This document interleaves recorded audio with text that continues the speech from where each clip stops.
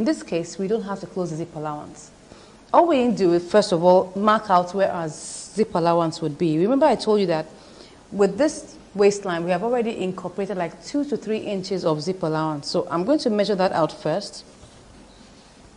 Now when you're placing your tape rule at the edge of a curved line like this, you have to ensure that your tape rule rests inside. That means that the upper edge of the tape rule is aligned with the edge of your waist. That's how you should do it. So you're sure that where you're placing your tape rule falls on the seam line. So I'm measuring my waist now.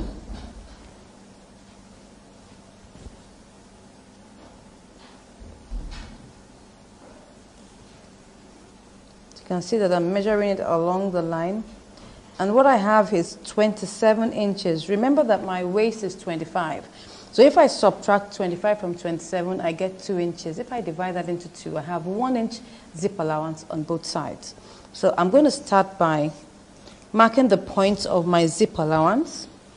I'll place the two edges together.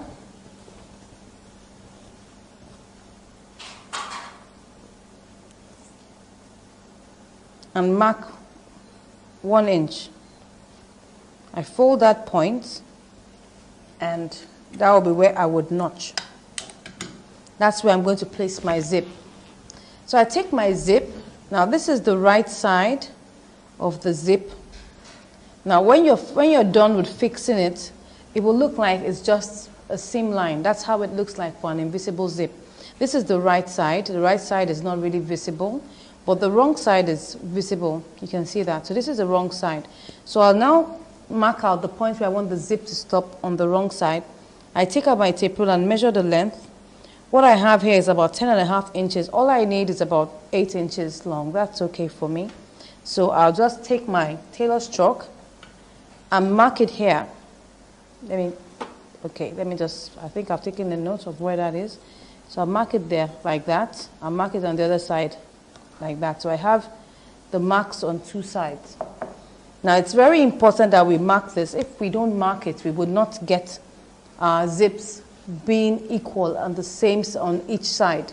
So once I've done that, I open up my zip like that. Now if I do that and I roll it over, you can see that the zip rolls over. That's the zip teeth rolls over like that. So I'm going to sew near that point where I have the fold, and that will give me a neat zip seam. So I'll place that here, like here. Pin it in place, ensure that it's directly on that notch.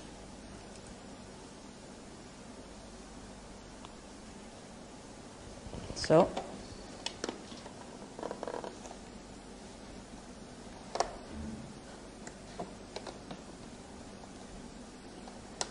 I roll it open, and I now begin to stitch.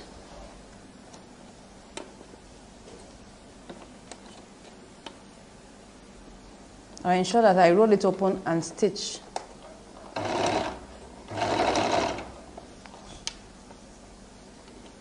I stitch down to where I have my point. I ensure that I roll it open. That's the only way you can get to see. You can actually use an invisible zipper foot to sew it if you're using a straight sewing machine, or even on your zigzag or electric machine. You can still use an invisible zipper foot. It's there. But because this is a wider, foot, it's easier for it to just press it open flat. That's why I'm not using the invisible zipper foot for it. So once I'm done with that, I zip it up like that.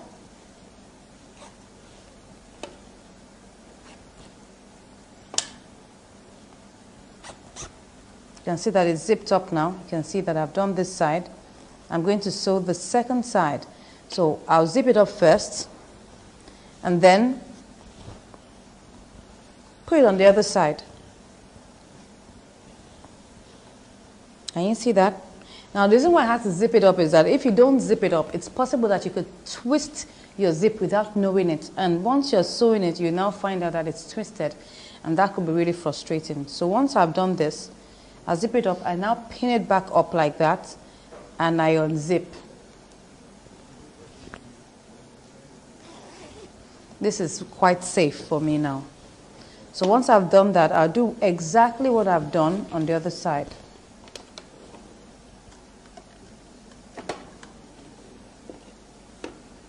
I roll it open and I now begin to stitch.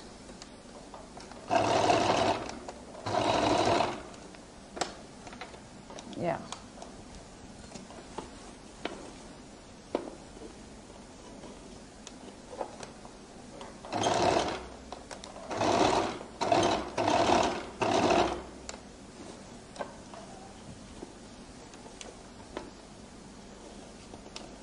I roll it open and I now begin to stitch.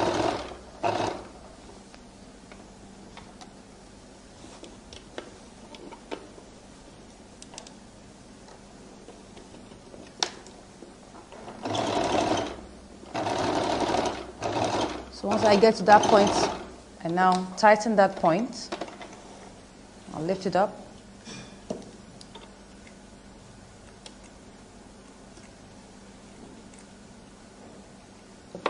Now, what I'll do now will be to zip it up completely. Now, let me show you how it looks like.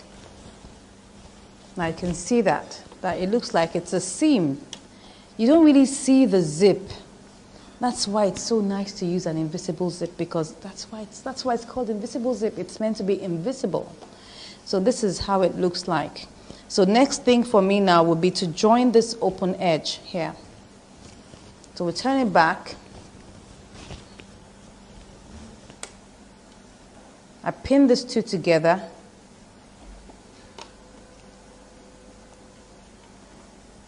I hold it together like that and ensure that it's on the same line. I pin it down. And I just sew like about an inch and a half upwards, just to secure that point there.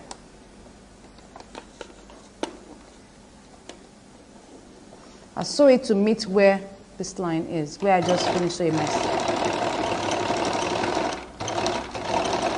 If you don't sew it from the bottom now up, I just gave it like about 2 or 3 inches. If I don't sew it this way, if I want to start from here all the way down, I'll find that I'll have a little space, and you will see that peeping out from the zip side. So it's better to start from just about 2 inches upwards, and then afterwards I now finish up my zip allowance. Now, as I'm just doing now.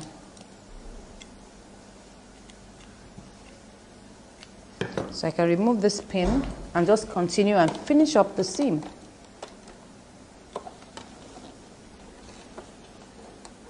Now it's easier for me to just finish it all the way to the end now.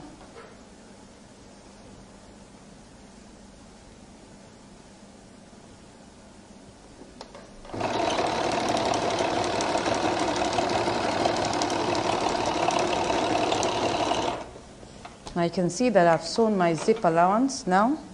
So I just need to use my lining to turn it.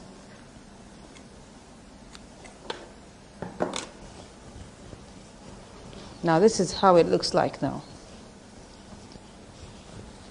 Practically done with the skirt. I just now take my lining. This is my lining. Now I have sewn 8 inches of zip.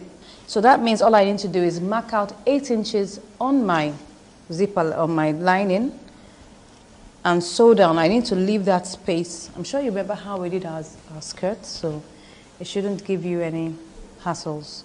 So I'll just mark that out.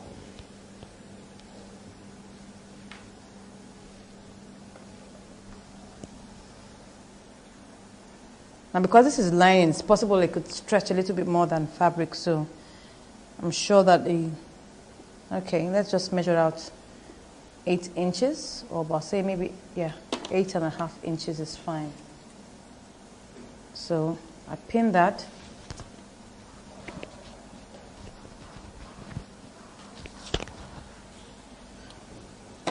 And I'll sew here.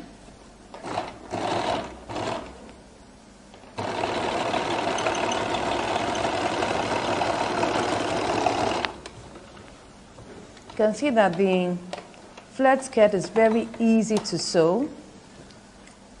Very easy to sew. The only thing is that it takes a lot of fabric, so you should be prepared to use a lot of fabric to make your either your fully flared skirt or your semi-flared skirt or your quarter flared skirt.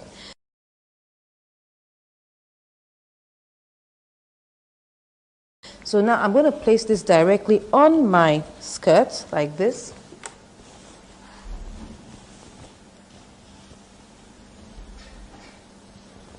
Oh, sorry. Turn it upside down. Fine. This is where my zip is. So I'll now take my lining, put it directly on it like that. You can see this is the right side of my lining. I'm facing it to the right side of my fabric. So the first thing I do is to take my notched area. This is my notched area. Place it on the notched waist. Once I've done that, I can now begin to pin.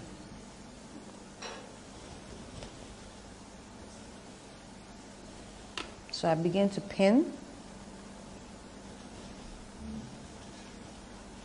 I'll unzip my zip now so that I can create some room to turn it over the zip. So it's pretty much the same way we did our 6-piece skirts, how we turned it over.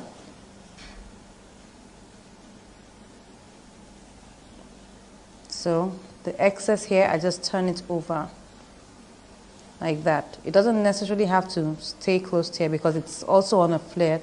So I'll just allow it to just drop gently like that.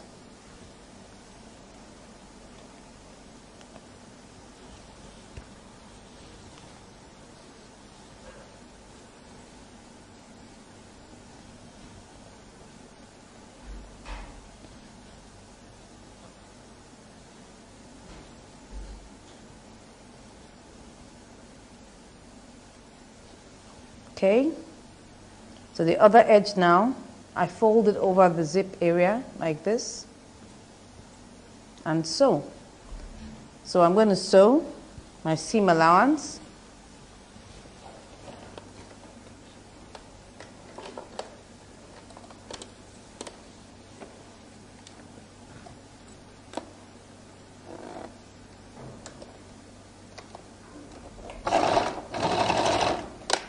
Okay, so we begin to turn it around.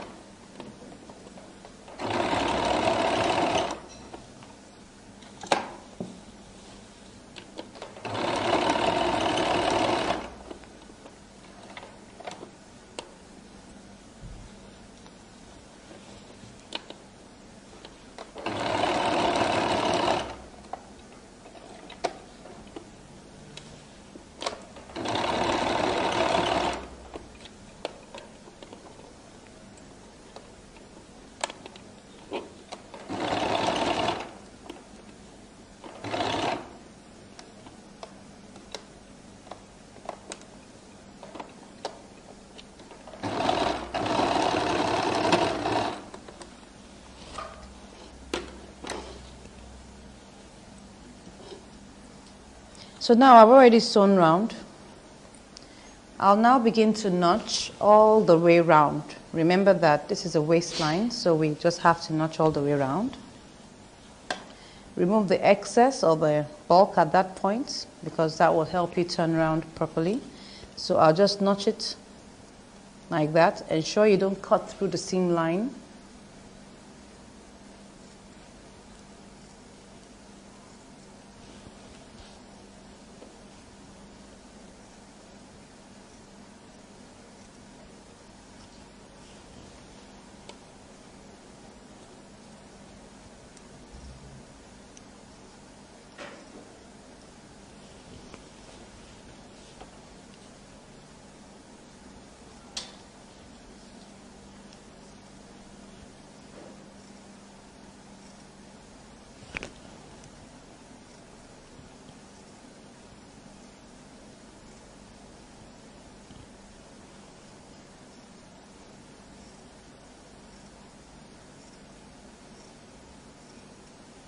So we'll cut off the excess here too.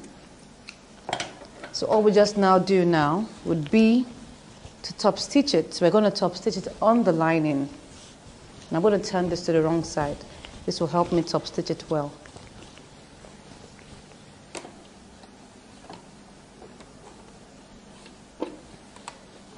So I'll top stitch on the lining.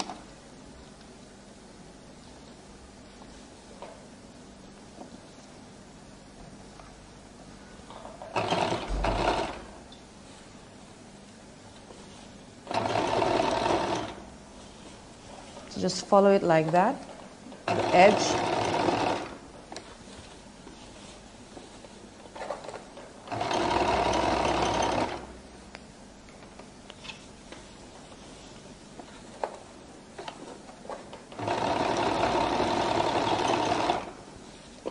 Ensuring that your top stitch makes the edge of the waistline firm, and it keeps your lining in properly.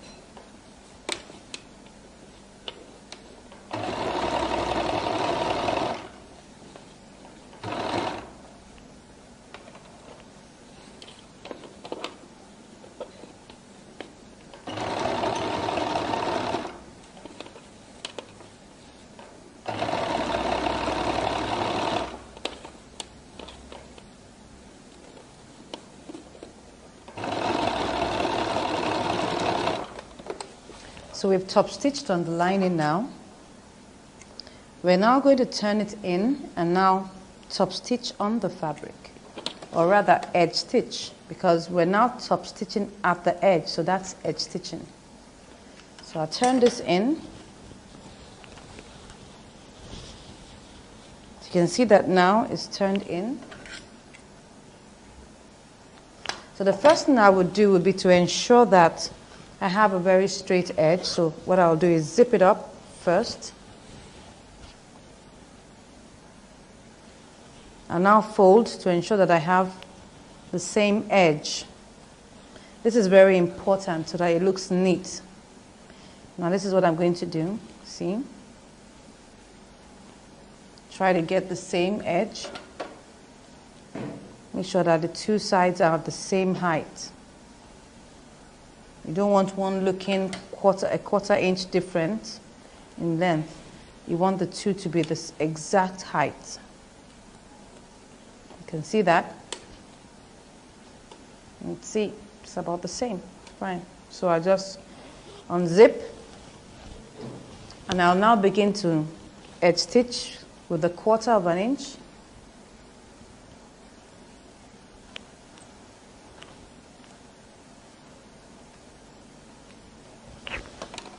You can see that we're actually done with our skirt. It's so easy to make.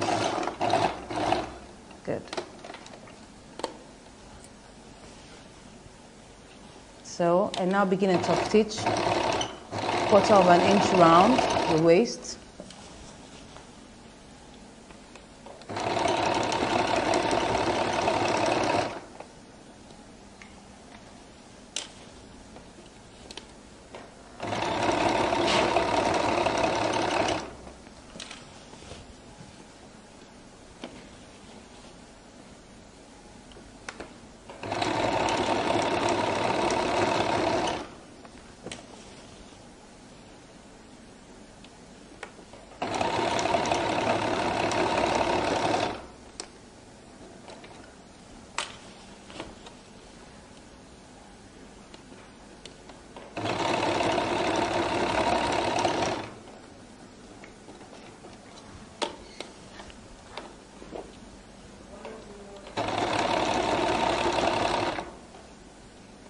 So now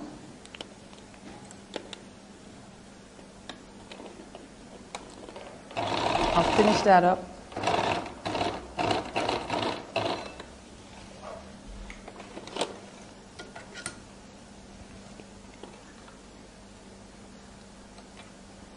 So now that I've finished that up, the next thing I'm going to do will be to hem it down to the zip.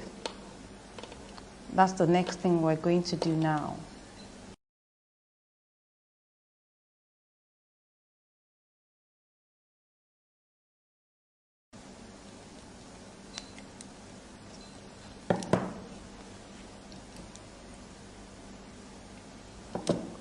Let's turn it to the wrong side and pin it together. Now, look at what we've done.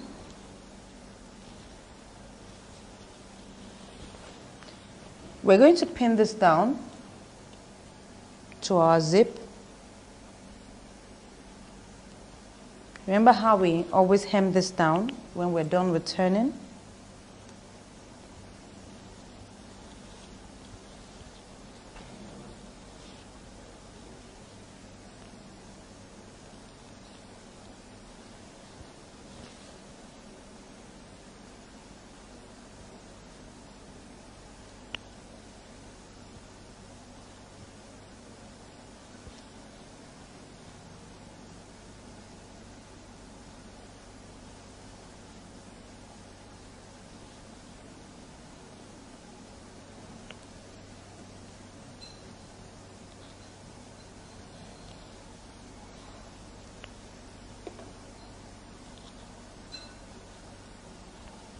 So let's pick our needle and begin to hem.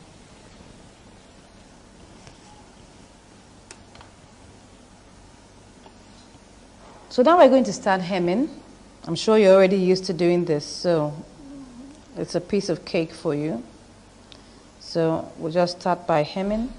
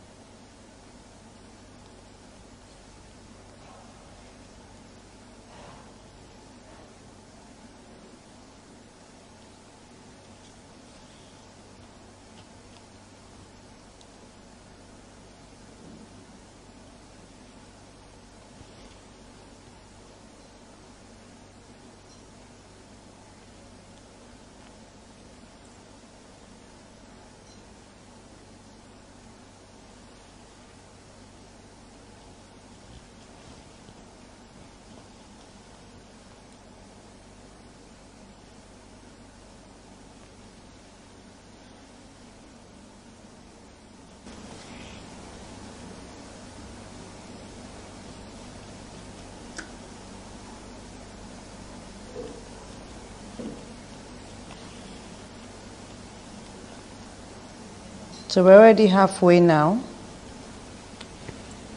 Yeah.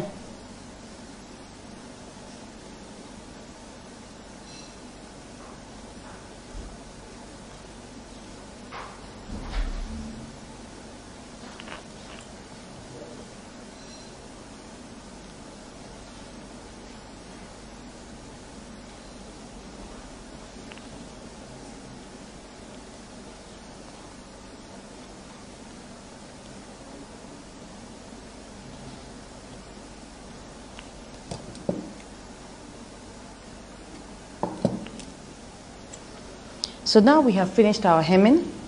So we'll now go to the ironing board, press it, and then try it on our mannequin.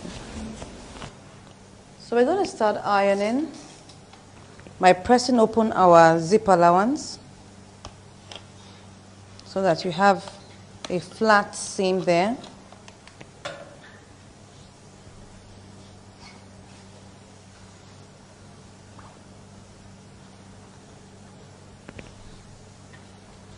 Press it open.